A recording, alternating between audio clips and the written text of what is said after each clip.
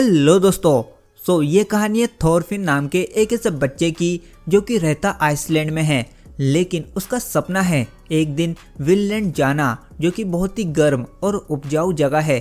तो क्या थॉरफिन कभी विनलैंड जा पाएगा? चलिए जानते हैं साथ मिलकर। तो इस वीडियो को पूरा देखना क्योंकि ये जर्नी बहुत ही लंबी होने वाली है। कहानी की शुरुआत होती है 1987 एडी में। यहाँ हम थॉर्स नाम के एक वॉरियर को देखते हैं जो कि खुद को अपनी वाइफ हेल्गा एंड अपनी बच्ची के साथ एक हरे भरे मैदान में देखता है। बट जब वो उनकी तरफ बढ़ता है तब उसे पता चलता है कि वो असल में एक युद्ध के मैदान में खड़ा है। यहाँ उसका साथी थोरकिल उसे चिल्लाते हुए कहता है कि तुम्हारा ध्यान कहाँ पर है। इसके बाद थॉर्स फाइट करना चालू करता है और सभी को डेडली मारते जाता है। बट एक सैनिक उसे अपने साथ समुद्र में गिरा देता है, पर थॉर्स उसे भी आसानी से मारकर पास की जमीन पर तैरकर आ जाता है और देखता है कि सारी नावें जल रही हैं और थॉर्स वहां से चला जाता है। अब कहानी बढ़ती है आज से 15 साल आगे और हम पहुंचते हैं साल 1002 में, जहां आइसलैंड में हम थॉर्स के सबसे छोटे बेटे थॉरफिन को देखते हैं, जो कि अपनी डेली लाइफ की तरह घर के लिए पानी और गाय से दूध निकालता है। और रात को रोज की तरह लिव एरिक्सन अपने गांव के सभी बच्चों को अपनी यात्राओं की कहानियां सुनाता है।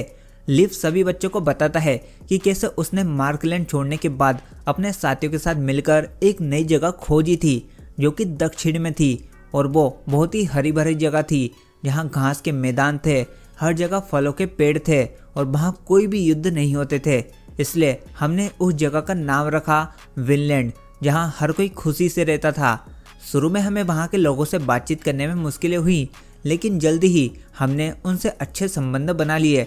और देखो, उन्होंने गिफ्ट में मुझे पंखों वाली टोपी और सिगार भी दिया था। तभी वहाँ पर थॉर्स भी आ जाता है, जो कि यही कहता है कि क्या बात है, बच्चे अभी तक सोए नहीं। तभी एक बच्चा लिव से सवाल पूछता है कि मैंने तो सुना था कि समुद्र में एक बहुत बड़ा योमागांडर नाम का सांप रहता है जो कि पश्चिम में जाने वाले सभी जहाज़ों को खा जाता है। और बच्चे अब लिव के ऊपर शक करते हुए कहते हैं कि वो कोई सच्चा योद्धा नहीं है। लिव थॉर्स से कहता है कि तुम ही इन्हें समझाओ, पर थॉर्स कहता है कि आज के लिए इतनी कहानी काफ़ी है, और एरी को सभी बच्चों को घर छोड़ने के लिए बोलता है। इन सब के बाद लिव और थॉर्स ग्रीनलैंड में पड़ रही ठंड की बात करते हैं, जिसके कारण कई लोग मारे गए। तभी वहाँ पर थॉर्स की बड़ी बेटी येल्वा 2 भेड़ों के साथ घर लौटकर आती है और वो आग की मदद से दोनों भेड़ों को गर्म करती है ताकि वो ठंडे से मारी न जाएं।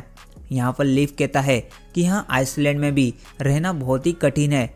एक दिन सर्दी इतनी ज़्यादा होगी कि कोई भी जिंदा नहीं बच पाएगा, और बताता है कि अपने देश में उसका भाई थॉरवॉल्ड ग्रीनलैंड को छोड़ने का प्लान कर रहा है। अब अगली सुबह थॉर्स और येल्वा बर्फीले तूफान के दौरान छत पर गिरी बर्फ को हटा रहे होते हैं। तभी येल्वा थॉर्स से कहती है कि हमें एक गुलाम खरीद लेना चाहिए क्योंकि माँ की तबीयत अब ठीक नहीं रहती, इसलिए उन्हें घर के कामों के लिए एक गुलाम ले ही लेना चाहिए।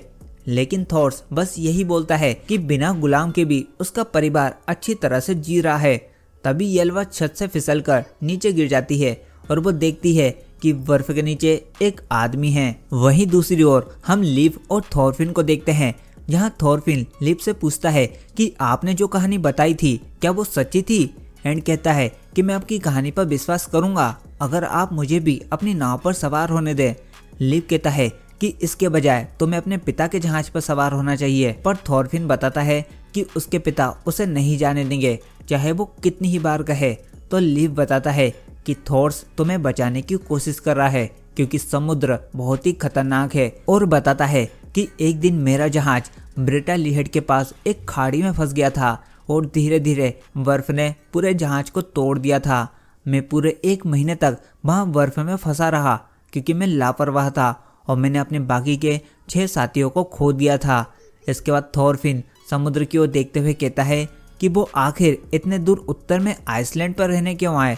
ये सुनकर लिव थॉरफिन को सच्चाई बताता है कि हमारे पूर्वज पहले नॉर्वे में ही रहा करते थे और वो आइसलैंड की तुलना में बहुत ही बड़ा और गर्म था। लेकिन एक दिन वहाँ पर हेराल्ड नाम का एक शक्तिशाली योद्धा आया और उसने अपनी सेना के साथ धीरे धीरे पूरे नॉर्वे पर कब्जा कर खुद को वहाँ का राजा घोषित कर दिया और सभी को यह साफ साफ कहा कि या तो वो उसकी गुलामी करें, उसकी सेवा करें, या फिर नॉर्वे छोड़कर चले जाएं।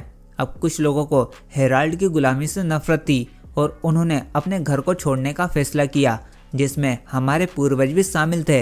यहाँ पर थॉरफिन को विश्वास ही नहीं होता कि उसके पूर्वज भाग गए थे और वो लिव को झूठा कहकर अपने घर पर आ जाता है, जहाँ थॉर्स उस गुलाम को जिंदा रखने की पूरी कोशिश कर रहा होता है।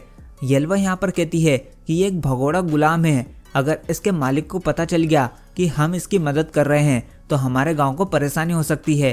तभी उस गुलाम को होश आ जाता है। थॉर्स जल्दी से उसका नाम और वो कहाँ से आया है पूछता है। वो आदमी कहता है कि क्या तुम लोग मुझे फिर से हावदान के पास ले जाओगे। येल्वा समझ जाती है कि अगर ये हावदान को गुलाम है तो ये जरूर पहाड़ की दूसरी तरफ से आया है। वो गुलाम कहता है कि मैं वापस कभी भी हावदान के पास नहीं जाना चाहता। तभी वहाँ पर एक आदमी सभी को ये बताता है कि उनके समुद्र तट पर हावदान अपने 30 साथियों के साथ आया है और बताता है कि वो एक गुलाम का जिक्र कर रहा है। फिलहाल लिव बीच बचाव करने की कोशिश कर रहा है, पर जवान लड़के लड़ाई शुरू कर सकते हैं। वहीं तट पर हावदान सभी को बताता है कि उसका एक गुलाम कल रात को जंजीरें तोड़कर भाग गया है और गांव वालों से पूछता है कि क्या किसी ने उसे देखा है। तभी एरी अपनी तलवार निकालते हुए कहता है कि ये सब झूठ है, असल में हावदान हमारे गांव से हिसाब चुकता करने के लिए इसका इस्तेमाल कर रहा होता है। तो असल में इन दोनों गाँव के बीच में पशुओं के चारे की सीमाओं को लेकर कई बार झगड़े हुए हैं, लेकिन दोनों गाँव ने पिछली वाइकिंग असेंबली में अपना झगड़ा खत्म कर लिया था। लेकिन हावदान के एक आदमी ने एरी को पहचान कहता है, तुमने मेरा बायां हाथ काटा था। एरी कहता है, तुमने भी मेरे भाई का पैर काटा था। और कहते कहते दोनों आपस में लड़ना चालू करते हैं। इससे पहले हावदान अपने आदमी को रोक उसके चेहरे को ही अपनी जंजीरों से घायल कर देता है और कहता है कि वो किसी को भी कानून तोड़ने पर बर्दाश्त नहीं करेगा, क्योंकि कानून एक जंजीर है जो कि आदमी को जंगली होने से रोकती है।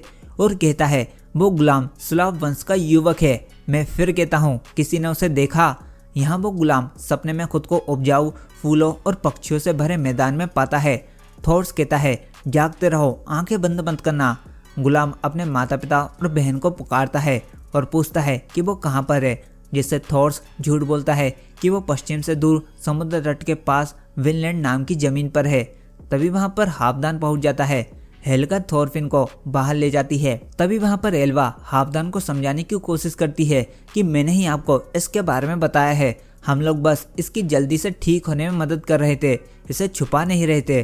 पर थॉर्स सीधा हावदान से कहता है कि इस गुलाम की कीमत क्या है।